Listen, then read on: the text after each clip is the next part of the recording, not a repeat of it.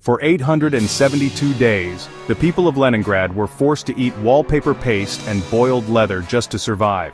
Over 1 million of them starved to death in one of the most brutal sieges in all of human history.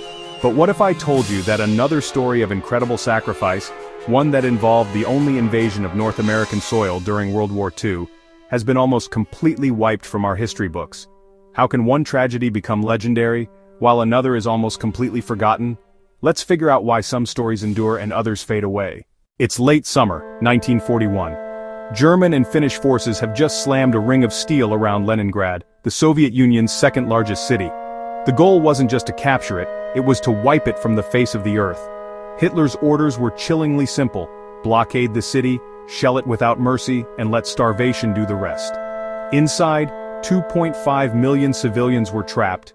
They could only watch as the last rail line was cut, turning their home into an island in a sea of enemies. The siege had begun. For the next 872 days, Leningrad would become a city of ghosts. Meanwhile, halfway across the world, a totally different kind of war was breaking out.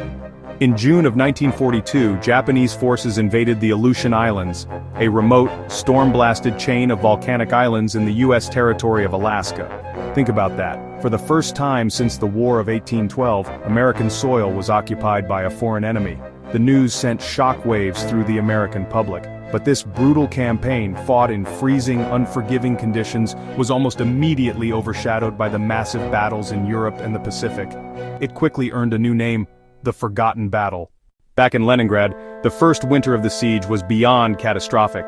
German bombers had destroyed the food warehouses, so rations all but vanished.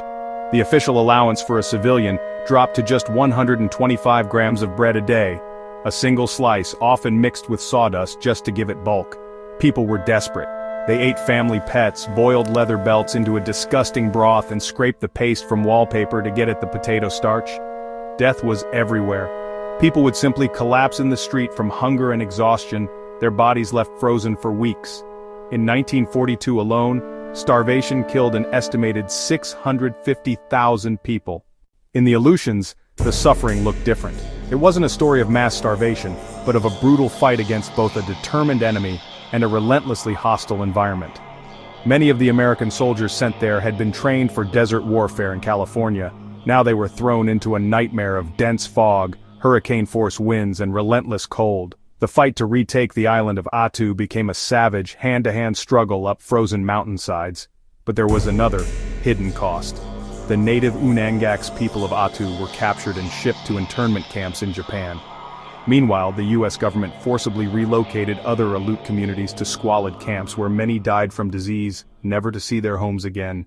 These are the stories that too often get left in the footnotes. If you think these forgotten sacrifices deserve a voice, hit that subscribe button and join us. We're committed to pulling these incredible stories out of the shadows of history.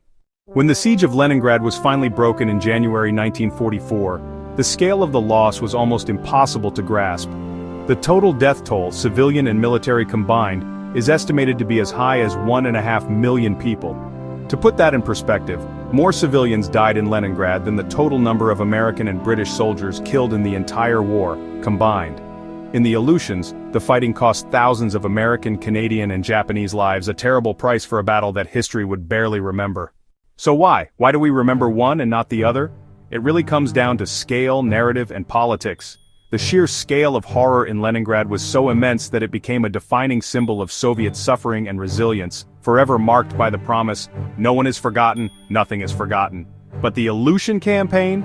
Even though it was a brutal fight on American soil, it was seen as a remote sideshow in the grand narrative of the war. Its strategic importance was even debated at the time. Because history isn't just a dry record of events, it's a story we tell ourselves, a story with main plots and subplots. And in the epic of World War II, the fight for a few frozen islands was simply eclipsed by bigger, more dramatic battles. It's a stark reminder that sacrifice alone doesn't guarantee remembrance. Which leaves us with one final haunting question.